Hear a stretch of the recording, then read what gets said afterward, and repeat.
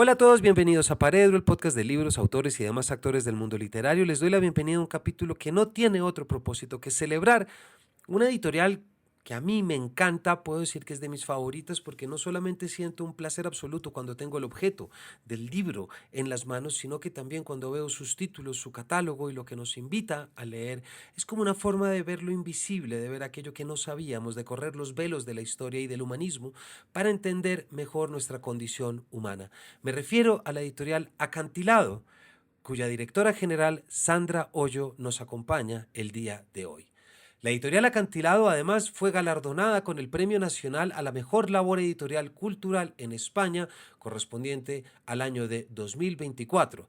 En este premio el jurado destacó a la editorial, comillas, por su impecable labor editorial en la que destaca la excelencia del catálogo con una cuidada selección de títulos, de la edición de los textos, de la gran calidad de las traducciones, de la elaboración material y formal, así como por su labor en la recuperación de clásicos imprescindibles junto a otros autores contemporáneos. Acantilado ha conseguido atraer un público lector sostenido y ampliado a lo largo del tiempo. Cierra comillas. Y para esto nos acompañó su editora y directora general Sandra Hoyo, quien ocupa este cargo desde 2014, fecha en que el editor y su esposo Jaume Valcorba falleció. Esto es el 23 de agosto del 2014. Así que a lo largo de este capítulo hablamos con Sandra sobre lo que supuso esa creación del gran editor que fue Jaume Valcorba en su momento, de lo que supuso también para ella tomar las riendas de este proceso y bueno, y lo que para ella es, que también es para muchos lectores, la presencia de los clásicos, la presencia del humanismo y la forma como, sin lugar a dudas, los clásicos nos iluminan en tiempos oscuros. Son faros que nos permiten encontrar las cosas que parecen estar perdidas. Así que sin mayores preámbulos los dejamos con este capítulo que celebra la labor editorial y que también celebra a Jaume Valcorba. No olviden que este capítulo viene gracias a Droguería Cruz Verde, quien nos apoya en la labor de crear y traer más lectores. Cruz Verde más cerca de ti. Y este capítulo, como todos los anteriores, ha sido editado y producido por Natalia Latorre. Bienvenidos. Sandra, en primer lugar, bienvenida a Paredro. Muchísimas gracias. Encantada de acompañaros en esta conversación. Para mí es una gran momento, Sandra, que estés con nosotros en el programa. Tu presencia, la presencia de Acantilado y también esa presencia distante sobre la que estaremos hablando de Jaume Valcorba, ¿cierto? Me parece que dignifica mucho y enaltece lo que hacemos acá porque muestra esa dirección de espíritu que siempre sentimos cuando nos enfrentamos en un libro de Acantilado y cuando Acantilado es capaz de abrirnos los ojos frente a todo eso que parece invisible en el mundo, pero que resulta tan importante y que resulta tan significativo. Entonces, agradezco muchísimo que estés acá y no puedo hacer más que arrancar felicitándote, Sandra, y felicitando a tu equipo por lo que supone los 40 años de Quaderns Crema, los 25 años de Acantilado y además el Premio Nacional a la Mejor Labor Editorial Cultural 2024 que recibiste ahorita y recibió tu equipo ahorita en verano. ¿Cómo se reciben esa cantidad de cosas? Sandra. Son muchas cosas, en efecto. Gracias, has hecho una presentación tan cariñosa y tan amistosa que me resulta emocionante. Nosotros hemos hablado en muchas circunstancias a lo largo ya de bastantes años, Así amigo, es. y, pero nunca bajo este manto, ¿no? Y sí, efectivamente, como decía, son muchos años de trayectoria editorial, ya unos cuantos años en los que yo también he sido partícipe del rumbo, ¿no? De estos dos sellos. ¿Y cómo hemos recibido el premio? Pues primero con muchísimo agradecimiento, porque es lo único que te sale decir ante un premio y una generosidad así, ¿no? Un premio totalmente inesperado. Además, tú sabes que no se concurre. Alguien tiene la bondad de pensar en ti y te lo entregan, ¿no? Y fue una enorme sorpresa y de alguna forma para mí en lo personal fue un refrendo, ¿no? De un ánimo, una manera de volver a cargarme de razones que no me faltaban para seguir adelante. porque los últimos años han sido especialmente desafiantes, como tú muy bien sabes, y de repente un premio así, que es el más importante que existe para la labor editorial, pues, pues es un gran abrazo que te hace, ¿no? El sector. Así que lo recibí con mucha emoción y mucho agradecimiento. Me puedo imaginar los últimos años, además, Sandra, porque los últimos años también han publicado una serie de títulos que se han quedado, han obtenido premios, pero hay unos nombres con los que quisiera arrancar que me parece que son fundamentales. Sin ir más lejos, Nucho Ordine, tan importante en Ujú, esta casa. Por ejemplo, ujú, Antonio Monegal, ganador del premio también de hace 2 años. Y luego ujú. otras cosas que nos llegan como María Belmonte, una sensibilidad que nos expresas. ¿Cómo funciona esa sensibilidad, Sandra? Quisiera arrancar por ahí. ¿Cómo ves tú el mundo? ¿Desde qué perspectiva lo ves? Para saber qué títulos son del sello. Mm. Bueno, son casi 2 preguntas diferentes, ¿no? Por un lado, es cómo veo yo el mundo, que a la luz de los últimos acontecimientos, en Estados Unidos y a los acontecimientos nacionales en España, el mundo lo veo muy complicado, francamente, y y llena de incertidumbre y de miedo. Pero, precisamente, creo que ante un panorama tan oscuro y tan poco halagüeño, es cuando los libros se tienen que convertir en los mejores compañeros todavía de viaje, ¿no? ¿Cómo encontramos a estos compañeros y a estas guías? Pues buscando infatigablemente. Yo creo que de tus años ya de trayectoria en el mundo de la cultura y de la literatura, sabes que uno no se puede parar nunca. Y lo que he hecho en los últimos años es esto, no dejar de caminar, no dejar de tener curiosidad, no dejar de buscar, ¿no? Porque es la única manera en la que se encuentran las cosas, ¿no? Moviéndote. Y ha sido en este constante caminar y leer y estudiar en el que se han ido abriendo tantas posibilidades. Estas posibilidades, Sandra, y como tú acabas de decir, y creo que es un elemento fundamental, es lo que está pasando en el mundo, desde la posverdad. Hace 3 días ganó Trump, antier ganó Trump de nuevo, Mm, eh, populismos, nuevos lenguajes, y ahí está acantilado mostrándonos el mundo clásico, ¿cierto? mm. Ahí está Sí, acantilado mostrándonos el mundo de eh, las ideas. el mundo, exacto, el mundo clásico, el mundo de las ideas, el mundo de un pensamiento comprometido con lo que significa pensar. No además desde un punto de vista ceñudo, de señores académicos encerrados en su torre de marfil, ¿no?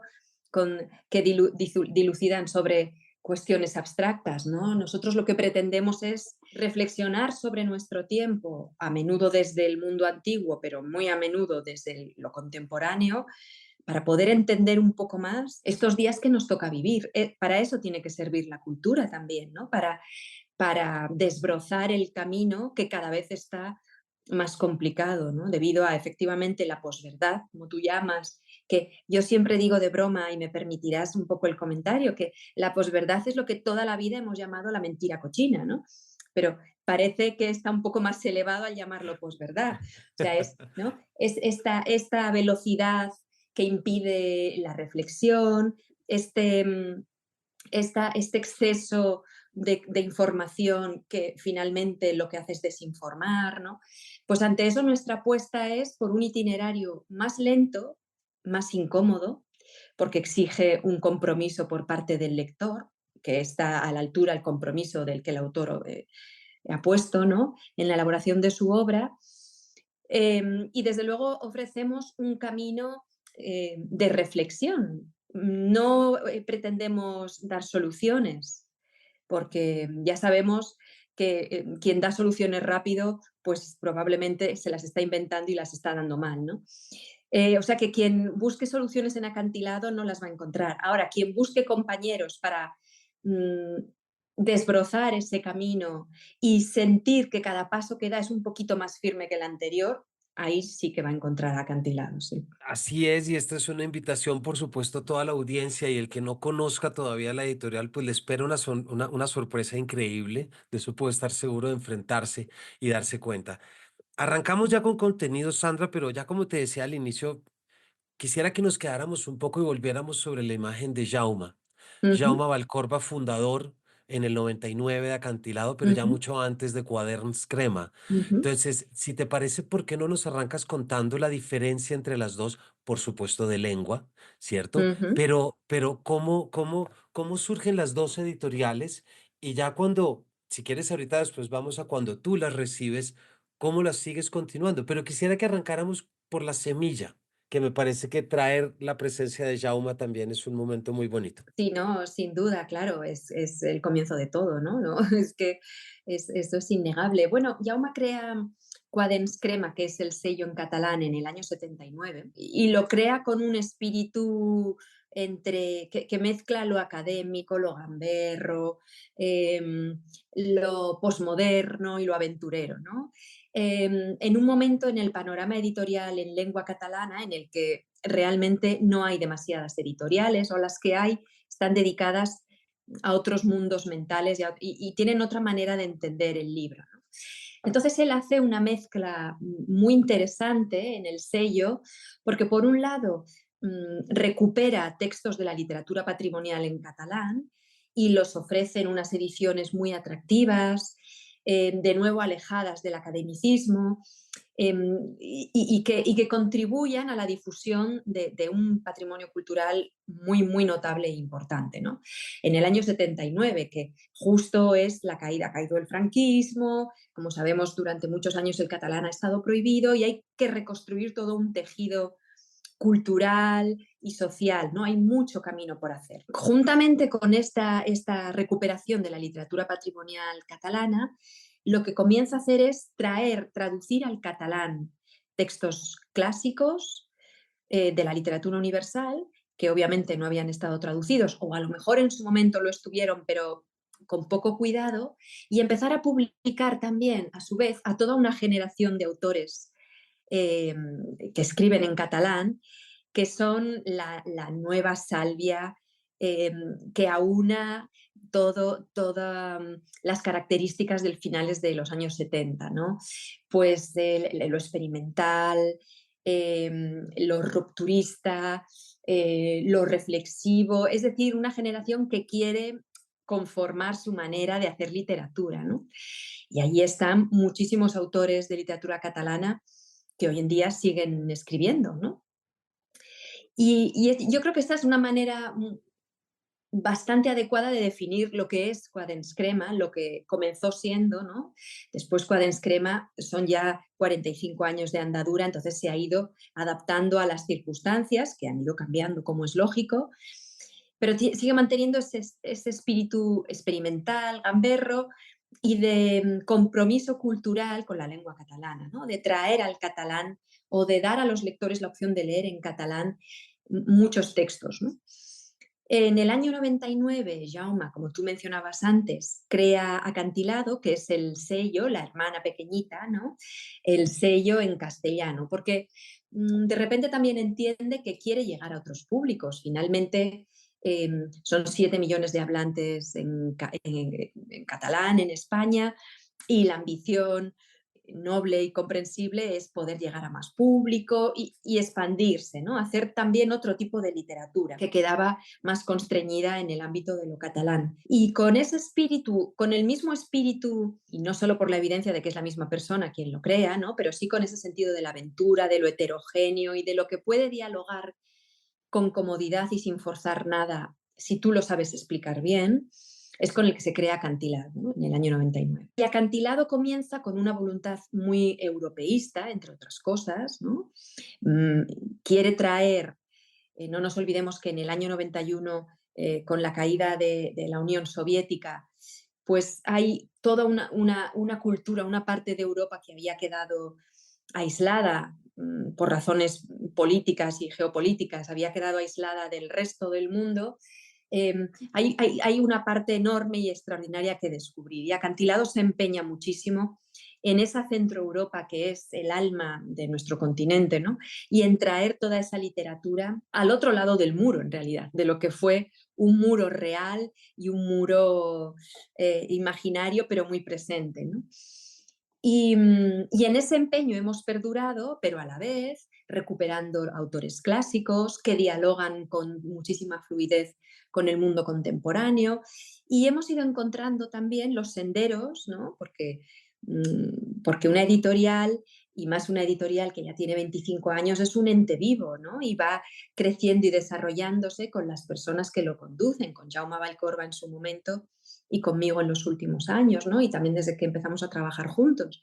Eh, y entonces Acantilado va bailando un poco, ¿no? A lo largo de los años, encontrando caminos interesantes, encontrando diferentes temas, diferentes, bueno, siguiendo intuiciones sin abandonar el sendero fundamental, ¿no? Pero sí vamos nutriéndolo poco a poco para que pueda seguir creciendo y tenga larga vida, que es lo que espero. Pues mira que yo recuerdo en una pequeña sala de las oficinas de Acantilado que hay un afiche grande de boxeo de Arthur Craván, Sí, de ese sí, ahí lo famoso, tenemos. Ese ahí póster es está, una joya.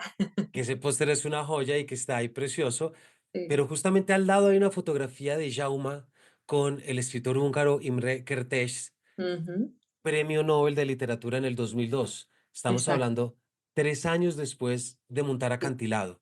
sí, No creo que mucha gente pueda, a los 3 años de haber montado su editorial, contar con sí. un Nobel en sus publicaciones. Sí, sí, sí, no es muy común, ¿no? Y yo creo que responde a la intuición tan afinada y tan incisiva que tenía Jaume, ¿no? Para ver dónde estaba la calidad. Es verdad que a veces la apuesta por un autor que después gana un premio, ¿no? Son años de empeño, ¿no? Pero en este caso fue especialmente afortunado porque realmente el primer libro de Imre Kertész que publicó, que fue Sin Destino, eh, fue en el año 2001 o 2002, creo que fue muy alrededor de la entrega del Nobel, y fue primer libro y premio Nobel. Después hemos continuado la obra de Kertész, ¿no? Hemos ¡Wow! continuado, continuó la amistad con él hasta la muerte de Jaume I, curiosamente, porque era Imre el que estaba más delicado, ¿no? Nosotros lo visitábamos en Berlín y era una persona entrañable. Pero quiero decir que normalmente el premio, la gratificación acompaña a la trayectoria, ¿no? Con el editor, y en este caso fue a la inversa, vino el premio y después toda la obra de Imre Kertész que acogimos y que seguimos acogiendo en casa. El año que viene o el siguiente publicaremos un libro que quedó inédito. Sandra, ¿cómo era Jauma editor? ¿Cómo era? Porque sabemos que era de una sensibilidad quirúrgica, Sí, no solamente desde lo material, sino también desde las palabras y desde sí. las ideas. Creo que es una escuela de rigor como muy pocas o ninguna, me atrevo a decir. ¿Cómo ha vivido en ti la imagen de ese Jauma editor? Pues Jaume Editor era un hombre, antes hablábamos de la intuición y lo repito porque creo que no es menor, ¿no? Era un hombre muy intuitivo, muy rápido, con muchas de las características de un genio, ¿no? Que son la brillantez, la impaciencia y la incontinencia también, ¿no? Porque cuando veía algo claro no paraba hasta llegar a ello, ¿no? Y esto puede hacer tambalear muchas cosas por el camino, ¿no? Y era un hombre de una exigencia feroz en algunos casos, eh, podía ser difícil, ¿no?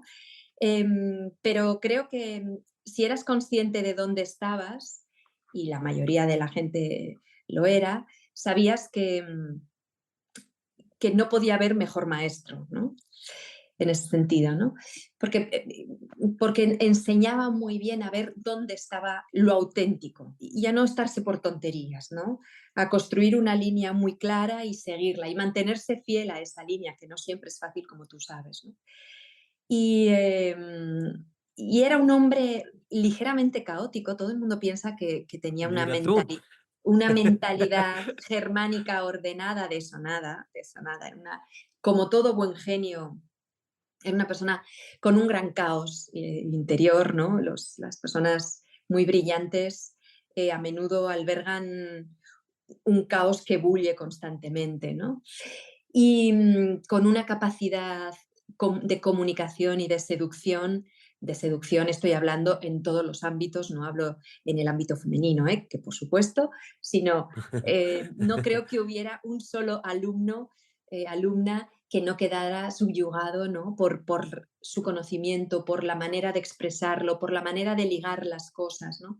Por su visión de la literatura, que era la que exponía en sus clases y la que trasladó al sello y que es en la que yo me he hecho, que yo comparto y que la que intentamos mantener, ¿no? Yo siempre tengo la idea, Sandra, que de alguna forma Jaume logró crear y luego tú, por supuesto, continuar, pero hay algo que me parece que cada libro de acantilado es una especie de imagen y semejanza de Jaume, de su clase, de su altura y de su sensibilidad. Pues no lo sé, yo, a menos que yo me haya mimetizado de una manera em, quiero que esté más mimetizada con él de lo que yo, de lo que yo creo que podría ser, porque yo me he hecho, intelectualmente me he hecho con él, ¿no? Me he Claro, construido, me he construido con él, ¿no? O sea, no solo en el aprendizaje del oficio, que por supuesto, sino en algo más sutil también, ¿no? Em, pero bueno, quizá también es un espíritu compartido por muchas otras de las personas que le rodeaban y que también rodean Acantilado y que lo conforman. Hablábamos de Rafael Argullol, a quien tú tan requete bien conoces. así es. Entonces, también dirías que hay algo de Rafael Argullol, ¿no? De esa cosmovisión del arte y del mundo, ¿no?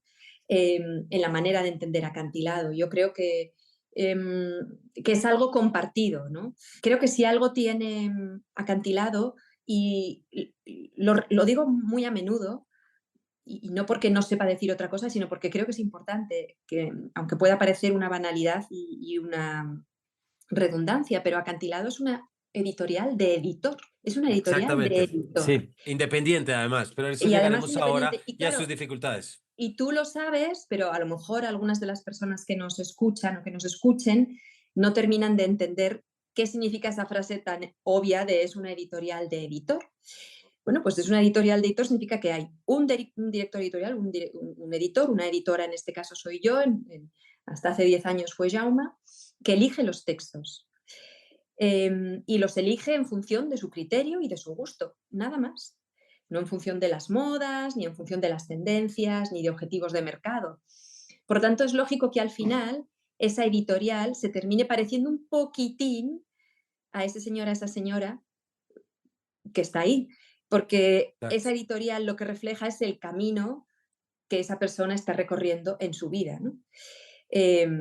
Sus inquietudes, sus obsesiones, sus gustos, sus necesidades, ¿no? Claro, Porque cada claramente. libro responde a eso. Por lo tanto, yo creo que la respuesta es esta, ¿no? Claro, en la medida en que Acantilado es una editorial de editor, se, se parece al que fue su fundador y primer editor y se parece a la que es su continuadora y editora Así actual. es. Y editor actual. Sí, Jaume, se acaban de cumplir ahorita en el último 23 de agosto, se cumplieron los 10 años de muerte de Jaume y asimismo los 10 años, Sandra, en la que tú llevas a cargo de la editorial.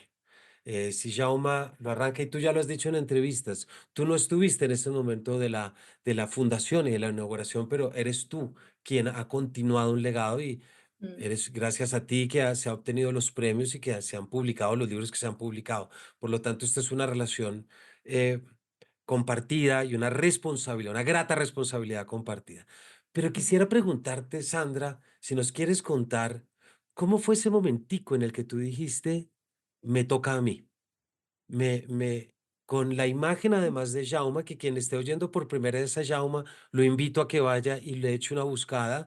Además de todo lo que tú nos has contado, es una de las grandes imágenes de editor, me atrevo a decir, de los últimos años en España, en el sí. mundo. Y yo te Eh, diría que, y que con su fallecimiento y con despedidas posteriores, creo que se cierra una saga, una manera de ser editor. Exactamente. Eh, y lo digo yo, que soy la editora actual, ¿no? Y que creo que el sello se mantiene fiel a cómo fue concebido hace 25 años, ¿eh? No ha habido ninguna traición, no por querer hacer un mausoleo, que sería una ridiculez y que no nos llevaría a ninguna parte, ¿no? Sino porque realmente yo comparto esa forma de hacer y de entender las cosas. Pero me preguntabas, perdona, ¿cómo es el momento en el que me di cuenta de que me tocaba a mí? Bueno, mm, no hablaría de inercia, porque en la inercia parece que no hay voluntad, ¿no? Y que te ves arrastrado a hacer una cosa y no fue exactamente eso, ¿no? Pero, pero sí que los dos tuvimos, o bueno, Jaume le pareció que eso era así y que era la forma natural de suceder.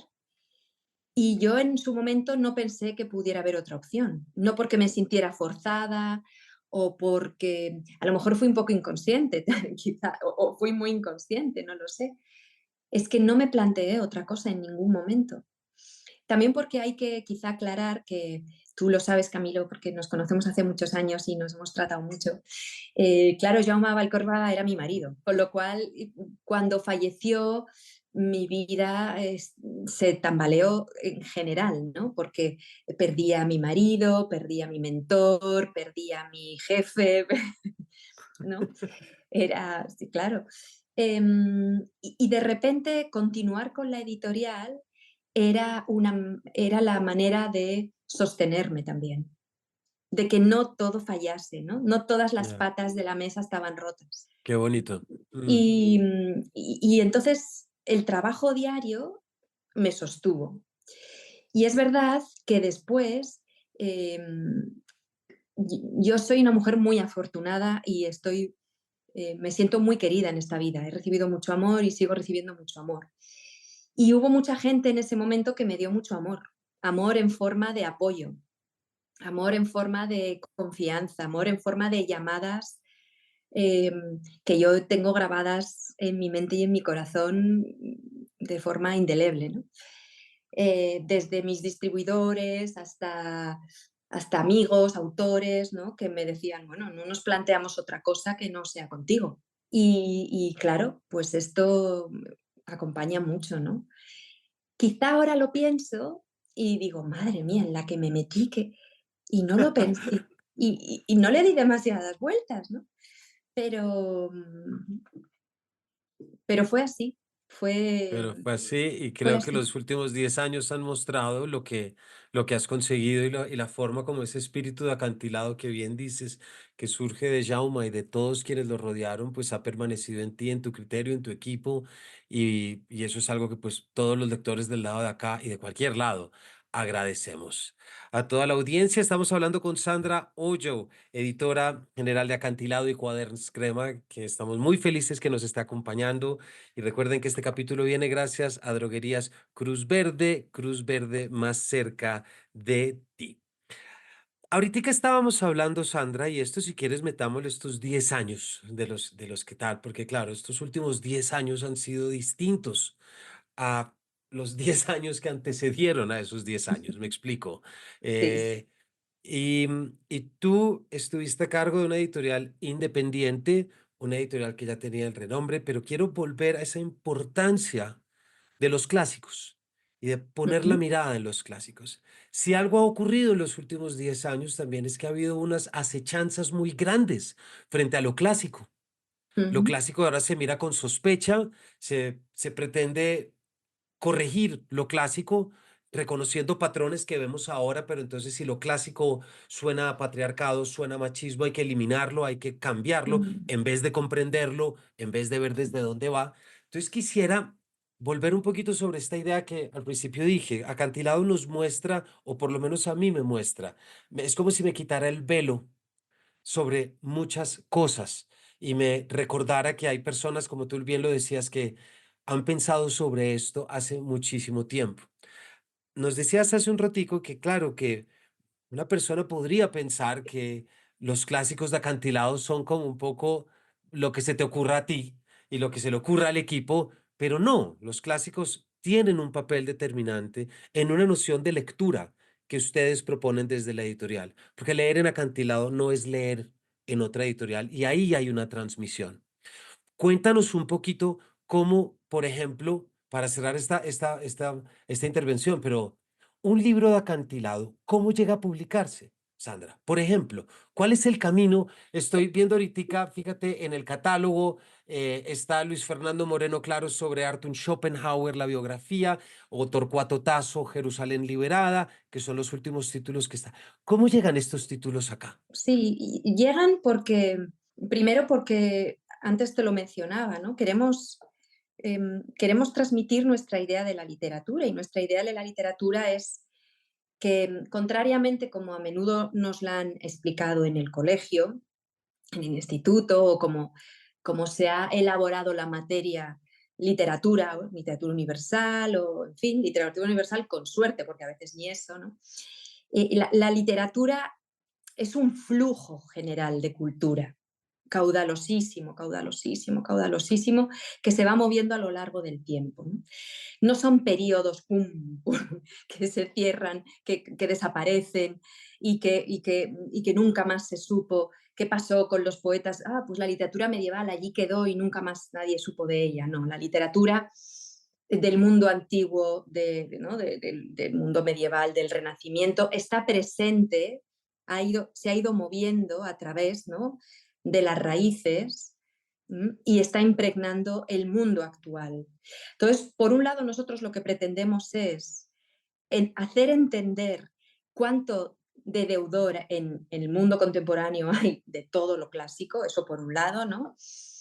En formas literarias, en argumentos literarios, en maneras de escritura, en ideas, ¿no?, que se han ido transformando, a veces no demasiado, ¿no?, hasta llegar a la actualidad. Eso por un lado, y después también es una forma de volver a lo más esencial, en el sentido de que la buena literatura es buena y los clásicos se llaman como tal, ¿no? No, porque siguen apelando a lo fundamental para todos nosotros, ¿no?, que es la condición humana.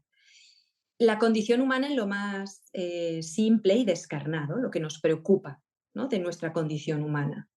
Entonces, si Séneca lo entendió bien, que parece que sí, cuando yo lo leo es que también me está hablando a mí, una mujer del siglo XXI con unas circunstancias bastante diferentes, ¿no? O sea, quiero decir que al final, cuando lo despojas de todo, lo que queda es la esencia, y la esencia, cuando hay calidad, es la que perdura. Ponemos a los clásicos en diálogo con los contemporáneos, primero para que se vea qué los une, que es tantísimo, ¿no?, en cuanto a formas literarias, y luego para que entendamos de dónde viene el mundo en el que vivimos también, que no se fue la luz, se descongeló y nos quedamos ahí colgados en medio de todo, ¿no? Eso por un lado. Y después también intentamos trazar de forma sutil pequeños itinerarios, ¿no? Itinerarios me refiero a cómo voy a entender la filosofía de, parece ahora que, ¿no?, hemos hecho varios libros sobre Schopenhauer. Bueno, pues es que no se puede entender el siglo XX del pensamiento sin entender a Schopenhauer, por ejemplo, ¿no? Digo porque como me has cogido uno que acabamos de presentar, pues por enganchar con algo, ¿no? Claro, es que ¿de qué estamos hablando, no? Si nos interesa el pensamiento, nos interesa de verdad. Y lo que vamos a hacer es que la gente se pueda acercar a Schopenhauer sin necesidad de haber tenido una tesis doctoral en filosofía pura, ¿no? Eso sí, vamos a ponérselo fácil, y no hace falta que lea a Séneca en un texto abigarradísimo y anotadísimo y con un estudio muy sesudo, ¿no? Vamos a ayudarle a que se acerque a Séneca con rigor, pero con cariño, ¿no? O ahora, por ejemplo, la Jerusalén liberada, claro, Torcuato Tasso fue el poeta adorado del siglo XVII en adelante. Si le hubiéramos preguntado a Shakespeare a quién se quería parecer, es que nos hubiera dicho que a Tasso. Si le hubiéramos dicho a Goethe en quién pensaba cuando escribía, nos hubiera dicho que en Torcuato Tasso. Y así tantos y tantos y tantos y tantos. Y hace más de 100 años que no hay una traducción disponible íntegra en español de la Jerusalén liberada, que es el gran libro de Torcuato Tasso, ¿no? ¿Y esto por qué lo explico? Porque también intentamos, como tenemos una voluntad intelectual, cultural y de intervención cultural muy potente, pues también saldamos estas deudas con el mundo de la cultura, trayendo libros como este, como La Jerusalén Liberada, que no estaban a disposición del lector, y además les explicamos, intentamos explicar por qué vale la pena leerlo, que aparte de por qué te va a encantar, porque es una novela de aventuras y de amor, una epopeya en todo el sentido de con todo el sentido de la épica, es un poema bellísimo, es un poema narrativo. Y porque entenderás muchísimo mejor a Monteverdi, que se inspiró en el combate de Claro. Arminia, por ejemplo, para escribir una de sus óperas barrocas más famosas, o en Dvořák, o no lo sé, o Delacroix, que pintó escenas de la Jerusalén. O sea, de repente vas a descubrir todo lo que en tu cultura se ha infiltrado, antes hablábamos, ¿no? Sí.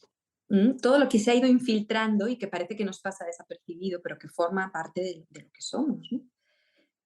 Es que es No muy sé si bonito esto pensar. No, responde a tu pregunta. absolutamente, Sandra, gracias, porque mira que lo que recibo y lo que siempre la impresión que tengo cuando leo un libro de acantilado y cuando es que es trayendo palabras que tú tienes, es como esas variaciones en torno a la condición humana y hacer ese trabajo arqueológico desde el humanismo, si se quiere, de Sí, sí, entender de tal dónde cual, salimos. Y ahí hay algo que a mí me parece muy importante y es nunca olvidar que no estamos solos en el tiempo y en la historia. No efectivamente. estamos solos, no somos los fundadores. Elon Musk no es el que va a cambiar todo, no, para nada. Hay unas tensiones constitutivas de largo alcance que muchas veces si podemos leerlo en los textos que ustedes nos traen, por ejemplo, vamos a entender mucho más del mundo que si vamos a una columna de opinión actual o incluso si vamos a una novela de ahora. Lo que me hace pensar en el lector de Acantilado, Sandra, y en esa imagen del lector, porque claro, tú nos hablas de Schopenhauer, nos hablas también de Séneca, pero recuerdo una reunión con Jaume precisamente en la que se acababan de adquirir los derechos de Simenón.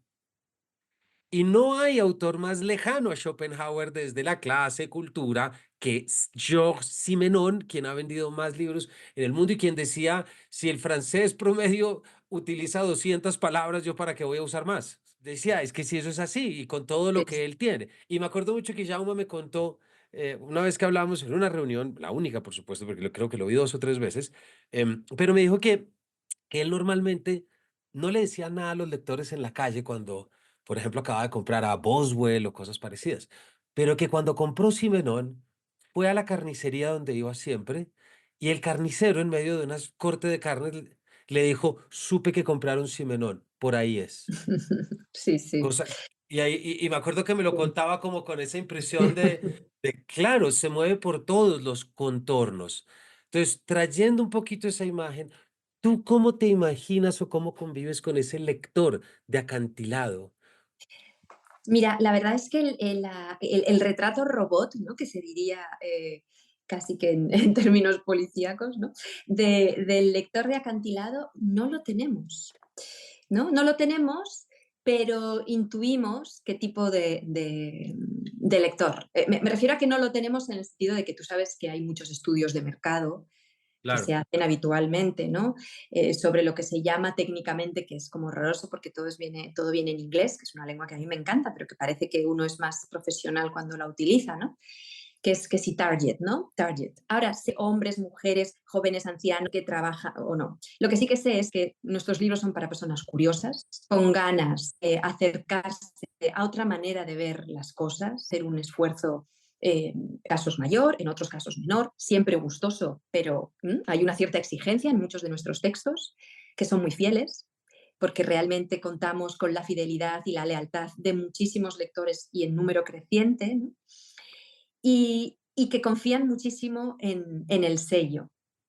Porque si algo hemos conseguido a lo largo de estos 25 años es que personas que como yo, o sea, no, que tenemos dificultades para pronunciar ciertos apellidos venidos de países remotos, ¿no? No podamos pronunciar el nombre de un autor, pero estemos dispuestos o estén dispuestos a leer ese libro y esa propuesta y a dejarse seducir solo porque les hemos dicho que confíen una vez más en nosotros, que va a valer la pena, ¿no? Y, y ese es nuestro target, ese es nuestro público. Y realmente, cuando hacemos ferias literarias, ferias, pues por ejemplo en América, en Colombia, ¿no? Tanto la Filbo como las ferias que hay en España, la Feria del Libro, que tú sabes que son ferias algunas profesionales, otras medio profesionales. A mí no deja de sorprenderme la gente que se acerca, los perfiles tan variadísimos de personas que se acercan, ¿no? Porque antes también, yo me acuerdo que hace unos años me decían, ¿no? Aquí en España, no, Acantilado es una, una editorial de notarios, ¿no? Como si esto ya fuera una, casi que una descripción prácticamente hasta de indumentaria de la persona que lee Acantilado. Bueno, pues hay notarios y vivan los notarios, claro que sí, pero hay muchas más personas en muchas otras profesiones más allá de la notaría, ¿no? Y, afortunadamente, claro. Y eso es lo más interesante también para mí, ¿no? Porque no es que no pensemos en el lector. Yo pienso mucho en el lector a la hora de fabricar muy bien el libro. Y pienso mucho en el lector a la hora de darle un producto de grandísima calidad, que el esfuerzo económico que hace le compense. Que Claro. le compense el producto, me refiero, aunque el término no es el que más nos guste, no solo el contenido, sino el continente también. Ahí sí que pienso mucho en el lector, muchísimo, muchísimo. Ahora, si, no pienso en si ahora se lleva, no lo sé, las cuestiones de género, o si ahora se lleva la autoficción, o si ahora lo que se lleva es las distopías ecológicas. No, en eso no pienso. Que no significa que eso, puesto que son inquietudes de nuestro tiempo, no estén filtradas en el aroma general de muchos de los Claro. autores contemporáneos. Pero, pero yo no encargo libros eh, que hablen sobre feminismo, porque es que ahora toca hablar sobre feminismo. No, hombre, no. Esto no funciona así, ¿no? Claro. O sea, que nosotros decidimos cómo se puede leer nuestro tiempo, ¿no? Desde otra perspectiva, ¿no? Y los lectores, afortunadamente, y cruzo los dedos, se suman a esto, ¿no? Eso lo celebro mucho, Sandra, porque también implica que la labor editorial, no vamos a decir que no, la labor editorial sí puede tener y aprovechar y ser oportunista, lo digo en un sentido responsable, ¿sabes? Mm, No creo que sea, pero recordar que la labor editorial y la forma de traer el humanismo, me atrevo a decir, no puede siempre depender de coyunturas históricas, porque eso te pierde una perspectiva mucho mayor, te pierde una perspectiva del flujo del tiempo, que yo creo que eso es sin precisamente duda, lo sin que nos duda, trae. Yo sin duda. recuerdo la última, y ahorita se nos acaba el tiempo, y ahorita te voy a preguntar por la próxima Filbo, pero en una de las Filbos, recuerdo que viniste ya hace algunos años, eh, me acuerdo, yo te escuché y tú decías que Acantilado había tenido la fortuna, no sé si lo dijiste así o en mi memoria lo trae así, pero que el libro más vendido había sido un libro de filosofía. Es un libro al que Mm, suelo volver mucho a unas primeras dos páginas que me parecen impecables, que es de Josep María Esquirol, La resistencia íntima, una mm, filosofía de la proximidad. Este es un libro del 2015, más o menos, ujú. 2014, Sí, del 2015, 15, de- sí. del 15, y ya lo que está diciendo entonces es lo que íbamos a empezar a sentir a los 2 años Mm. con el triunfo de Trump, aquí con la pérdida del plebiscito, etcétera, etcétera. Es decir, es poder ofrecerle a este lector otras formas de enfrentarse a su día a día, no necesariamente desde los lenguajes prefabricados u oportunistas, sino entender que muchas de las curiosidades, tensiones y cuestiones que nos presentemos no son de nuestro tiempo, son de nuestra naturaleza. Efectivamente, sí. Creo que uno de nuestros grandes pecados es lo que tú mencionas, ¿no? Primero sobreinterpretar y sobrejuzgar nuestro tiempo y además hacerlo sin las herramientas, primero desde el punto erróneo, desde la situación casi física errónea, porque tú estás demasiado dentro a veces para juzgar ciertas cosas, ¿no? Y porque además creo que se cometen muchos errores porque no se tiene suficiente conocimiento sobre el pasado, ¿no? Y porque realmente, ¿a qué nos lleva? O sea, quiero decir, ¿tenemos que criticar nuestro tiempo y lo que está mal en nuestro tiempo? Pues claro que sí, pero esta sobrelectura, ¿no? De aborrecer todo lo que hemos hecho, todo lo que hemos sido, pasar del antropoceno el hombre, el ser humano es lo más aborrecible que hay sobre la Tierra, que esta es una tendencia bastante Exactamente. actual, ¿no? Hoy en día. En fin, creo que estamos cometiendo muchísimos, muchísimos errores. Y en ese sentido hay que buscar los faros que nos pueden orientar. Porque la buena literatura, el arte, la cultura en general, no nos va a salvar de nada, pero sí que nos puede orientar muchísimo. Solo por leer libros no podemos pensar que esto es el bálsamo de Fierabras y que ya estamos blindados ante cualquier cosa, ¿no? Exactamente. No lo es, ojalá, pero no va de esto. Pero en la medida en la que tengamos claro los faros y el camino, será más fácil moverse, ¿no? Por el mundo. Pero claro, la dificultad está en eso, en saber encontrarlos y en saber dirigirnos hacia ellos. Me recuerdas una frase que suelo citar siempre que puedo, y es de una entrevista de David Foster Wallace, precisamente está blanco de, creo que es de Chuck Palahniuk, no me acuerdo muy bien, pero él dice que lo más fácil en un momento de oscuridad es escribir sobre lo oscuro, que lo más Sí, fácil es, y él dice, la verdadera literatura es aquella que tiene que entrar en el alma y generar y hacer un proceso cardiopulmonar en el que sea capaz de rescatar lo bello, lo luminoso, aquello que nos permita ver más allá de nuestras narices y seamos sinceros, más allá de lo que muchos políticos o entes culturales nos quieren hacer ver. Por eso a mí me parece que en muchos aspectos la lectura de Acantilado y del catálogo y de estos criterios es recordar la belleza, es recordar la tenacidad, es recordar que hemos hecho mucho y y que que es lo hemos muy hecho muy bien. facilista y que lo hemos hecho muy bien y que es muy facilista de un momento a otro decir, todo Sí. se va a la mierda y todo no hay nada. No, eso es lo fácil, yo creo. Lo difícil es dar argumentos para eso. Sí, mira, yo estos días que han sido como oscuros, ¿no? Tú hablabas de tiempos oscuros, Sí, pues vivimos tiempos francamente muy oscuros, ¿no? No solo por la victoria de Trump, que bueno, en fin, es lo que es, esto nos toca, sino sabes que aquí en España ha habido unas inundaciones terroríficas, unas exactamente. riadas, es la mayor catástrofe natural que hemos vivido, que ha vivido mi generación y muchas generaciones, desde luego, porque nunca ha habido un fenómeno tan violento y tan mortífero, ¿no?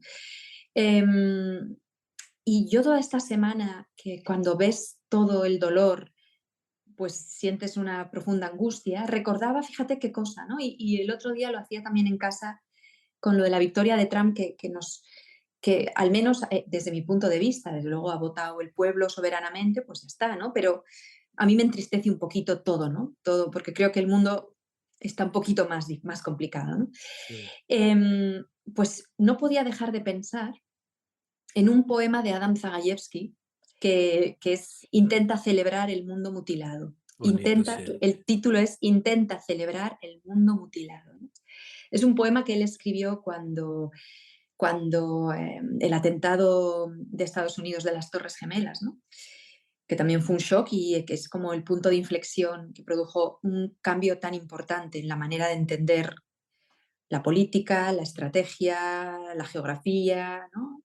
Y lo que intenta decir es eso, precisamente que tú estás diciendo ahora, ¿no? En medio de la oscuridad hay que una vez más hacer el esfuerzo por celebrar el mundo mutilado, aunque sea mutilado, celebrar el Exactamente. mundo, ¿no? Y Exactamente. creo que con más ahínco que nunca eh, tenemos que esforzarnos en lo bello, porque lo que sí sabemos es que esto pasará y que lo que construyamos por detrás es lo que va a sostener lo poco que quede, lo poco o lo mucho que quede Exactamente. después de esta época, ¿no? Y que vale la pena además. Así que es el momento de hacer todos muy bien, muy bien, muy bien nuestro trabajo, el que sea, el trabajo que tengamos, Eh, pero hacerlo sí. todos muy bien, muy bien, muy bien, ¿no? Sí, me llegan de una manera muy bonita esas palabras porque frente a eso que nos dio a muchos de esa victoria reciente, uno dice, dónde queda la verdad? ¿Dónde queda la justicia? ¿Dónde queda el honor? ¿Dónde quedan tantos Sí, valores?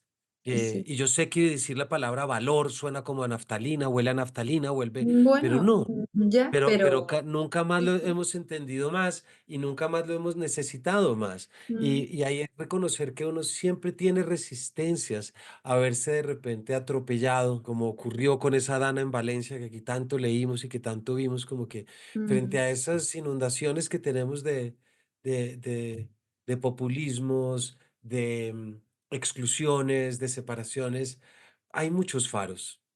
Y hay faros en los que nos podemos agarrar, hay faros en los que podemos buscar y no todo está perdido. Yo creo que hay gente que le encanta decir eso, como una vez le dijeron a mi hijo en una reunión, le decían, hay dos tipos de líderes, el que alimenta el fuego y el que controla el fuego. Y creo que siempre podemos controlar el fuego, lo sin duda. mutilado, y buscar la luz.